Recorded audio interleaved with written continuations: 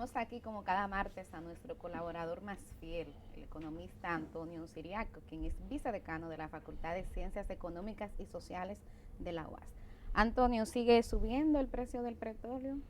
Sí, es una situación preocupante. Está ahora mismo a $65 el barril.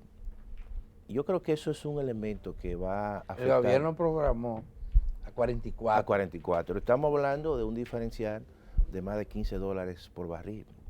Y eso significa que si se estabiliza en ese precio, posiblemente la República Dominicana tendrá que dedicar, por encima obviamente de lo establecido, alrededor de 300 o 400 millones de dólares adicional.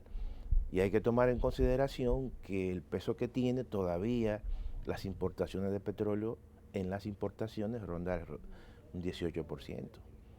Pero hay efecto transmisión, porque también eso tiene un impacto en los precios de la gasolina. Sí. Hay todo Y un eso debate se traduce también en claro, el precio de transporte de las mercancías, de las mercancías, en los precios de los productos que vienen del campo a la ciudad, en la electricidad. electricidad, es ¿Es decir, transversal? es transversal. Y eso también puede afectar todo el Ahora, proceso en de el caso del reactivación. impacto en la electricidad, aquí suben y bajan los precios del petróleo y la tarifa sigue igualita. Cuando bajan no ha bajado. No, fíjate, aquí hay mercados que son mercados que no funcionan como mercado competitivo.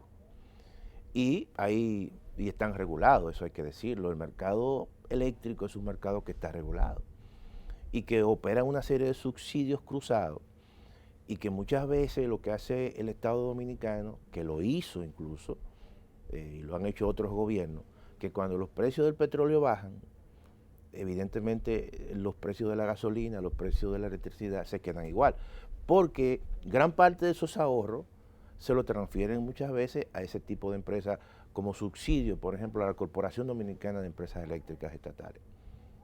O también muchas veces los gobiernos acumulan deuda con importadoras de combustible, con Refidonza, entonces lo que hacen es que transfieren esos ahorros para compensar esas deudas acumuladas. Y eso es un elemento que son rejuegos.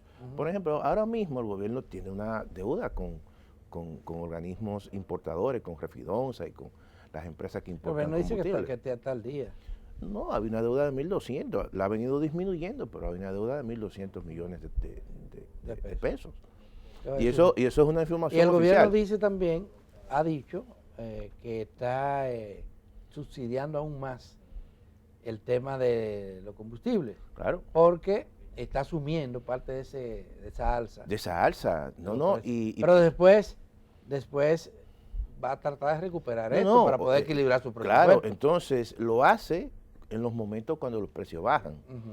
Pero si hay un proceso y una tendencia alcista este año, entonces el margen de maniobra que puede tener el gobierno se limita. Y en algún momento tendrá que dejar de Claro, asumirlo, de asumirlo, entonces se lo traspasa al consumidor. Eso, como quiera lo pagamos Y no es nosotros. el Claro. momento, no es el momento para el gobierno reducir al mínimo, sino eliminar una serie de subsidios que mantienen a empresas claro, de gran escala. tú sabes que esos forman parte de los famosos gastos tributarios o de las exenciones o facilidades que le da el gobierno a determinado tipo de empresa que por una serie de situaciones que se generaron por contratos establecidos, le permiten las importaciones de combustible sin pagar impuestos. Pero es Pero que Yo el creo Estado- que eso hay que el Estado eliminarlo. parece eso no que- se revisa, no se mide, no se evalúa y se deja así. Mira, todos los años, hay que decir, todos los años, en todos los gobiernos, incluso a partir creo que del 2012, se establece en el presupuesto claramente, incluso de manera muy detallada, todas las exenciones fiscales. Por tipo, por ejemplo, de actividad, por tipo de impuesto, está bien detallado. Y este año todavía, o sea, en los últimos años, eso ronda entre el 5 y el 6%. Este año ronda el 5.2%. Estamos hablando de 205 mil millones de pesos. Una cantidad impresionante. Y como tú dices, cuando uno observa quiénes son los que reciben esos subsidios, bueno, sectores vinculados con la zona franca, sectores incluso eléctricos, aquí hay generadoras que importan combustible. Todo eso yo creo que hay que desmontarlo porque es muy costoso. Es muy costoso. Al presidente Luis y ya Abinader no hay posibilidad. se le preguntó eso en una reunión con Claro. medios de comunicación. Y él reconoció esto, pero decía que no era el momento, Claro. dada la situación que hay. ¿Por qué no puede ser este momento? No, lo que ocurre es que hoy, y la situación de hoy es una situación donde hay mucha gente que no ha recuperado su trabajo. Así es. Entonces, si tú lo desmontas, implica que eso se va a transferir una parte a los hogares. Y hay que evitar situaciones, obviamente, ante una crisis para tú impactar aún más a esos hogares. Yo siempre he dicho, a diferencia de lo que dicen muchos economistas, que el momento de hacer transformaciones es cuando hay crisis. Y yo creo que no. Yo creo que es al revés. Cuando hay un proceso de crecimiento, de auge, que todos nosotros estamos mejorando nuestro nivel de ingreso, a lo mejor tú te puedes desprender y dices, bueno, que me cobren 5% más, a lo mejor yo lo puedo aguantar. Pero cuando tú estás desempleado, cuando tú estás en una situación difícil, entonces tú lo sientes aún más. Y esa situación puede tener un impacto muy grande en términos políticos. Generalmente los tiempos de bonanza traen un proceso de burbuja. Eso nos ocurre a todos nosotros. Sí, sí. Vamos muy bien, nada se va a romper, y entonces cuando explota la burbuja es que viene la crisis. Y nos damos cuenta que construimos una burbuja. Nosotros hicimos eso también, en ese sentido. Y eso le pasa a todas las economías. Se comportan como si fuesen grandes mercados bursátiles, donde tú apuestas, te va bien y sigues apostando y nunca piensas que se va a pinchar esa burbuja. Se acabó el tiempo, pero brevemente. Sí, sí.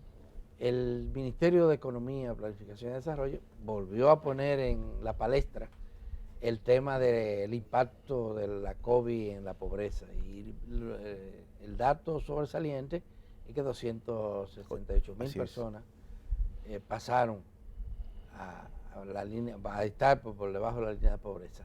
Mira, Adalberto y Milicín, la región donde peor le ha ido con esta crisis es América Latina y el Caribe.